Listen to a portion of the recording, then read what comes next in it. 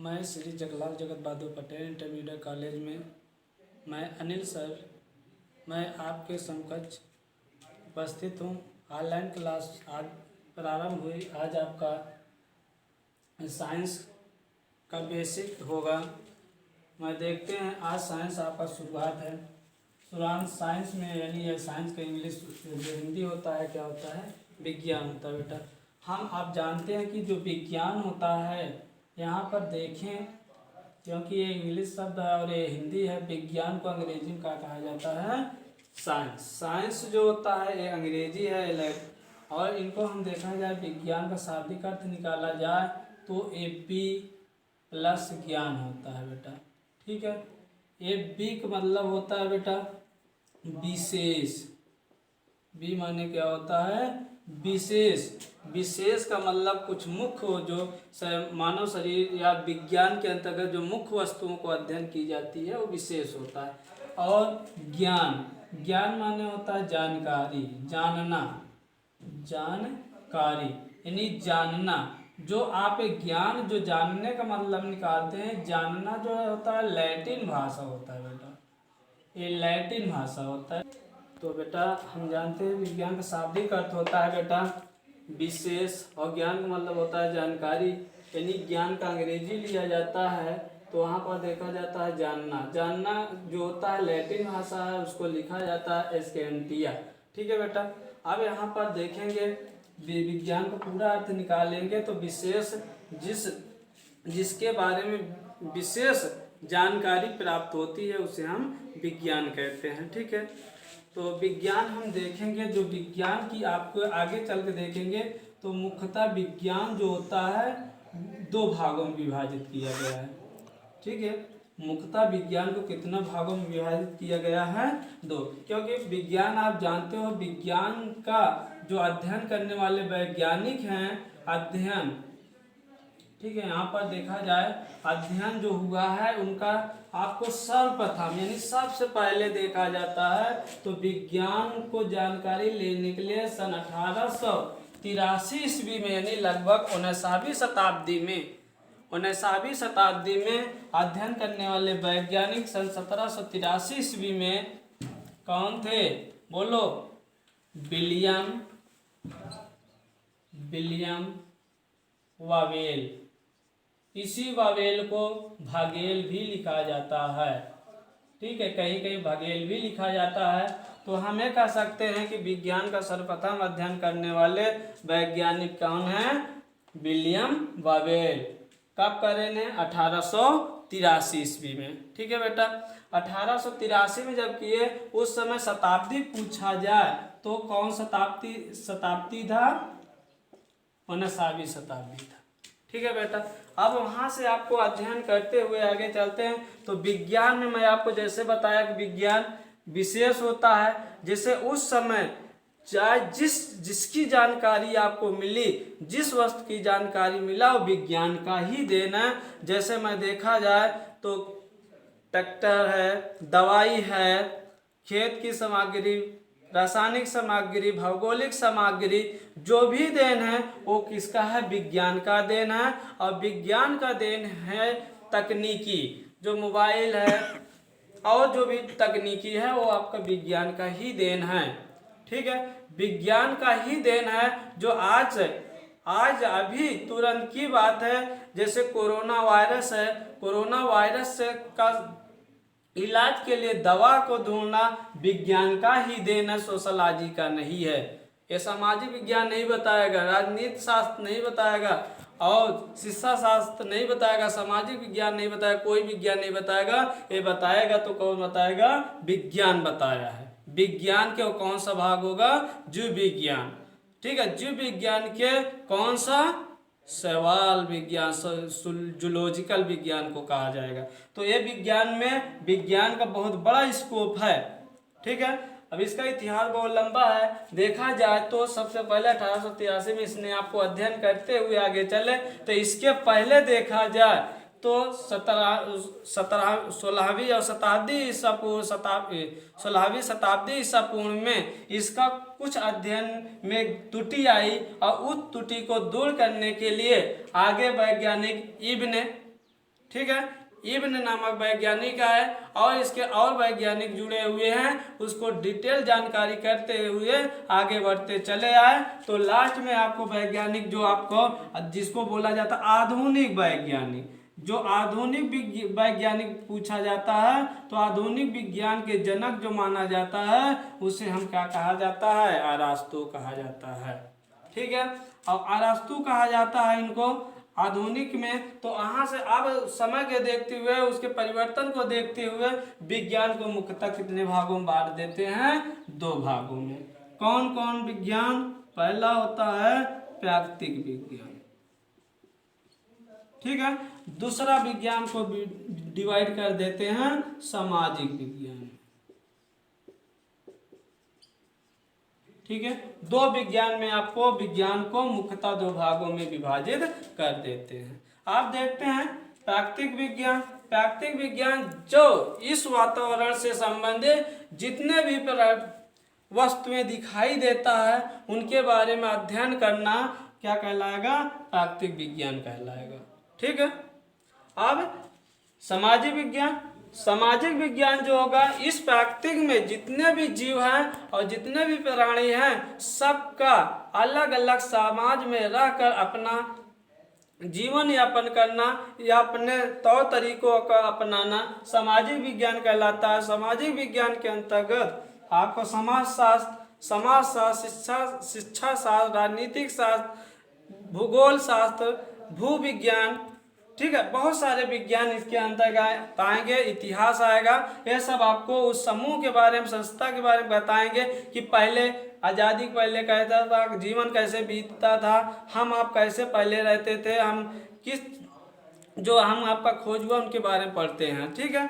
और ये जो व्यक्ति विज्ञान है, प्राकृतिक विज्ञान में जो भी आपको होते हैं उनके तकनीकी के द्वारा नए नए वस्तुओं को जानना आपको प्राकृतिक विज्ञान के अंतर्गत आता है। आप देखा जाए बेटा प्राकृतिक विज्ञान में, तो इस प्राकृतिक विज्ञान के अंतर्गत देखा जाए तो प्राकृतिक विज्ञान मुख्यतः कितने हो जाते हैं बेटा, 3 हो जाएंगे। आपने जानते हैं कि कौन कौन? जीव विज्ञान, आपने प्राकृतिक विज्ञान में जीव विज्ञान देखा, और दूसरा का आपका कौन देखेंगे, भौतिक विज्ञान, तीसरा है आपका रसायन विज्ञान, ठीक है। ये आपको रसायन विज्ञान होगा, यहाँ पर जीव विज्ञान, भौतिक विज्ञान, रसायन विज्ञान, ठीक है बेटा। अब यहाँ पर आगे देखते हैं कि जीव विज्ञान जो होगा, आपने जानते हैं कि जो जीव विज्ञान होता है जीवों का अध्ययन किया जाएगा। जो भी इस वातावरण में जो भी जीव दिखाई दे रहा है आपको उस जीव को अध्ययन जीव विज्ञान में करेंगे। जरूरी नहीं है कि पाप ये कहेंगे सर पादप में क्या जीव नहीं पाया, नहीं होता है, क्योंकि अनुकूलता, उत्तेजना, उत्सर्जन सारा चीज जो भी मानव में पाया जाता है वो पादप में भी पाया जाता है। वो भी जीव होगा और ये पादप भी जीव होगा और मेढक भी जीव होगा, बतख भी जीव होगा, बैक्टीरिया जो भी जीव होंगे वो सब का अध्ययन किसमें करेंगे बेटा, जीव विज्ञान में करेंगे। क्योंकि तो हम बेटा जीव विज्ञान जो होता है इसका जानते हैं, तो इसी को हम कह देते हैं जीव विज्ञान का अध्ययन करने वाले वैज्ञानिक कौन है बेटा, अरस्तु हैं। अरस्तु हैं। अरस्तु जो होता है ये आपको 384 ईसा पूर्व से 322 ईसा पूर्व के अंतर्गत इनका अध्ययन प्रारंभ किया। और एक अरस्तु वैज्ञानिक जो होता है तो हम जानते हैं अरस्तु नामक वैज्ञानिक 384 322 ईस्वी में इनका अध्ययन करना शुरू करें, क्योंकि जीव विज्ञान का अध्ययन करने वाले वैज्ञानिक एक दार्शनिक थे। दार्शनिक मतलब कहीं से आकर हमारे यहाँ इस प्रयोगात्मक विज्ञान के में रहकर अपना अध्ययन किए, ठीक है। तो ये जीव विज्ञान हुआ। आप जीव विज्ञान को देखा जाए, इस जो दुनिया है, जो युग है, जो दिख रहा है, इसमें आपको 2 प्रकार के वस्तु दिखाई दे रहा है, ठीक है। हम देखेंगे कि जीवों के अंतर्गत पहले हम देखते हैं जंतु विज्ञान, क्योंकि जंतु विज्ञान और यहाँ पर वनस्पति विज्ञान, वनस्पति विज्ञान, ठीक है। यहाँ पर जीव विज्ञान के में आपको दोनों का मेल होता था। अध्ययन करना सुव्यवस्थित नहीं था, इसलिए हमको विज्ञान को अलग करना पड़ा, जंतु विज्ञान और वनस्पति विज्ञान। अब बेटा जंतु विज्ञान जो होगा, इस जंतु विज्ञान में सिर्फ जंतुओं को अध्ययन करेंगे, इस जंतुओं के छोड़कर किसी और का अध्ययन नहीं करेंगे। जंतु में चाहे बैक्टीरिया हो, चाहे शैवाल हो, चाहे कवक हो, चाहे मेढक हो, चाहे उच्च जीव हाथी हो, चाहे जो भी हो, उनका अध्ययन आप जंतु विज्ञान में करेंगे बेटा। और इसके आगे आप जो वनस्पति विज्ञान है, वनस्पति वन यानी जो वनस्पति यानी पेड़ पौधों से, जहाँ छोटा पौधा हो, निम्न पौधा हो, जहाँ उच्च पौधा हो, जहाँ सिकोया हो, जहाँ छोटी घास फूस हो, जहाँ शैवाल हो, जहाँ टेड्रोफाइडा हो, जहाँ थाइलोफाइडा हो, कोई भी पौधा होगा उनका अध्ययन आप वनस्पति विज्ञान में करेंगे। ठीक है, आपने जानते हैं जंतु विज्ञान के अंतर्गत बहुत सारे अध्ययन करना है। मानव से संबंधित मानव से संबंधित, जंतुओं से संबंधित, मेढक से संबंधित, कुत्तों से संबंधित और मानव के विभिन्न अंगों से संबंधित, विभिन्न जीव के अंगों से संबंधित जंतु विज्ञान में आप पढ़ेंगे। और इसमें आपका वनस्पति में आपके सूक्ष्म पौधा, बैक्टीरिया क्या कहते हैं, हरित शैवाल से लेकर आपको जो सिकोया हो, उनके बीच में जो भी पौधे पाए जाएंगे सब का अध्ययन आपको वनस्पति विज्ञान में करेंगे। जबकि आप लोग जानते हैं कि वनस्पति विज्ञान का अध्ययन करने वाले वैज्ञानिक कौन हैं? बोलो। थियोफ्रास्टस नामक वैज्ञानिक हैं। कौन है? थियोफ्रास्टस नामक वैज्ञानिक है। और उसी के आगे चलते हैं, अध्ययन करते चले आएंगे। तो वनस्पति में आपको प्रथम वैज्ञानिक पूछा जाए, वनस्पति के प्रथम वैज्ञानिक कौन है, तो आप बताएंगे ओसवाल्ड टिपो नामक वैज्ञानिक पेड़ पौधों को अध्ययन करके, पूर्ण अध्ययन करके बताया कि इसमें सब कुछ पाया जाता है, चाहे पोषण हो, चाहे श्वसन हो, चाहे पाचन हो, चाहे उत्सर्जन हो, चाहे क्षेपण हो, चाहे गति हो, सारा चीज पाया जाता है। और उसने ही अध्ययन करके दोनों में बोला कि जंतु विज्ञान और वनस्पति विज्ञान में समानता, अनुकूलता पाई जाती है।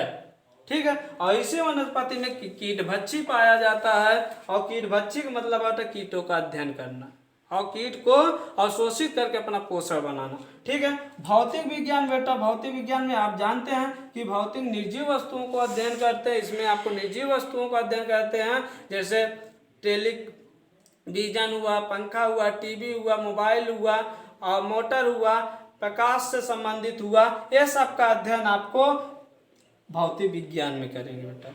और रसायन विज्ञान में आपको अध्ययन करना है, तो रसायन में आपका जो रसायन जो एक या एक से अधिक तत्वों को योग करके एक नए तत्व का निर्माण करके और नए वस्तुओं का निर्माण कर लेते हैं, उसे हम क्या कहते हैं? रसायन विज्ञान कहते हैं। और उसके बारे में अध्ययन करते हैं बेटा। तो मैं आपको बायोलॉजी पढ़ाऊंगा, अब आपका आज इतना ही विज्ञान में, कल आपको यहाँ से विज्ञान के आगे ही चैप्टर होगा, क्योंकि आपने पढ़ा है कि जंतु विज्ञान और वनस्पति विज्ञान। अब जो भी इसमें चीज पाया जाएगा, कैसे पोषण करता है, कैसे उनको पौधों को संरक्षण किया जा सके और उनको कैसे बचाया जा सके, कैसे हमको वायु मिले, कैसे वातावरण शुद्ध हो, ये सारे चीज इसके आगे आप पढ़ेंगे। बस इतना ही आज आपको यहाँ आपको होमवर्क के रूप में कुछ दे देता हूँ कि जो भी आप पढ़े हैं उसको आप होमवर्क अपने ही भाषा में समझकर और व्हाट्सएप पर आप भेजें। चलो बेटा, अब आप होमवर्क के रूप में लिखें। जैसे आप पहला क्वेश्चन है, विज्ञान का शाब्दिक अर्थ बताइए। ठीक है बेटा। दूसरा क्वेश्चन होगा, विज्ञान के मुख्यतः कितने भागों में बांटा गया है, नाम बताइए। ठीक है। तीसरा क्वेश्चन होगा, विज्ञान के जनक कौन हैं। ठीक है बेटा। और इसके आगे कल वीडियो में देखेंगे आप।